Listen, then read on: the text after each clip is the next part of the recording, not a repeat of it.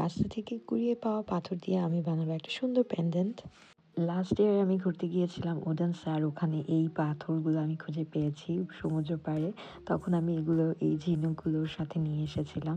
আর এই পাথরগুলোর শেপগুলো এত সুন্দর, দেখে মনেই হচ্ছিল না যে এটা স্টোন। সো আমি ডিসাইড করেছি যে এটা দিয়ে একটা কিছু বানাবো।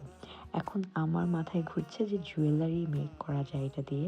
সো ক্রাফট মেকিংয়ের যে ওয়্যারগুলো পাওয়া যায় ওগুলাকে আমি এইভাবে পেয়েছি, কারণ এটা একটা হোল্ডার তো বানাতে হবে। আমি এটাকে যেহেতু ছিদ্র করে করতে পারছি না, সো এটার ধরে রাখার মতো একটা জিনিস মেক করার জন্য আমার এই ক্রাফটিং ওয়্যারগুলো ইউজ করতে হবে। সো আমি এইটাকে একটা গোল্ডেন কালার ইউজ করেছি, কারণ আমি যে কাজটা করব সেটা গোল্ডেন দিয়ে করব।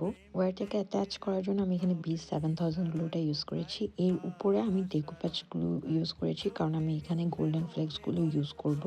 ফয়েল যে শিটগুলো থাকে, গোল্ডেন ফয়েল ফ্লেক্সগুলো, ওগুলো আমি হচ্ছে এইটার উপরে দিয়ে দিব।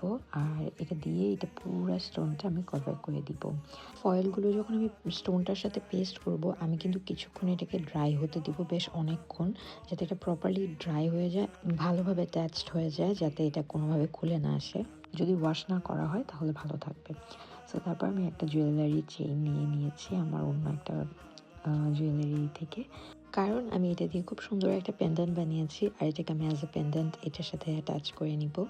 আর এটার সাথে পেন্ডেন্ট হিসেবে এটা খুবই কুল একটা পেন্ডেন্ট হয়েছে, দো it's unique and of course it's handmade.